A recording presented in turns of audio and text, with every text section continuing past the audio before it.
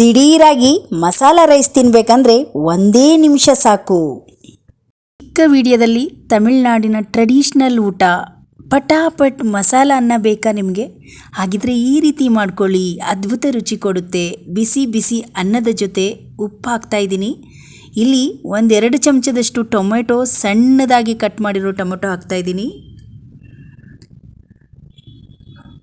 ನಂತರ ಸ್ವಲ್ಪ ಕೊತ್ತಂಬರಿ ಸೊಪ್ಪು, ಸ್ವಲ್ಪನೇ ಹಾಕಬೇಕು.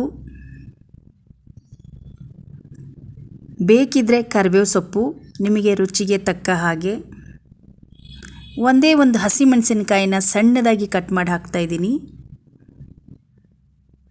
ಈಗ ಒಂದೇ ಒಂದು ಚಿಟಿಕೆಯಷ್ಟು ಖಾರದ ಪುಡಿ, ಹಸಿಮೆಣಸಿನಕಾಯಿ ಇರೋದ್ರಿಂದ ಸ್ವಲ್ಪನೇ ಖಾರದ ಪುಡಿ.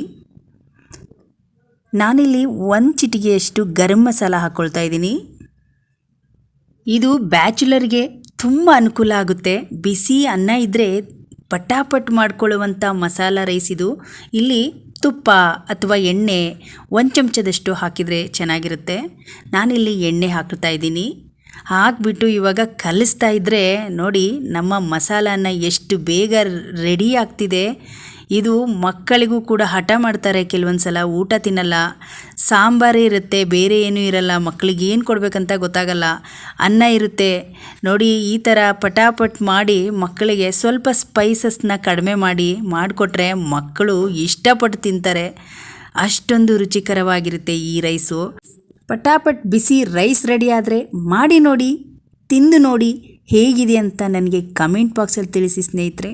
ಪಟಾಪಟ್ ವಿಡಿಯೋ ನಿಮಗೆ ಇಷ್ಟ ಆದರೆ ಒಂದು ಲೈಕ್ ಮಾಡಿ. ಹಾಗೆ ಮುಂದಿನ ಹೊಸ ರೆಸಿಪಿಯೊಂದಿಗೆ ಮತ್ತೆ ಸಿಗೋಣ. ಅಲ್ಲಿವರೆಗೂ ಧನ್ಯವಾದಗಳು.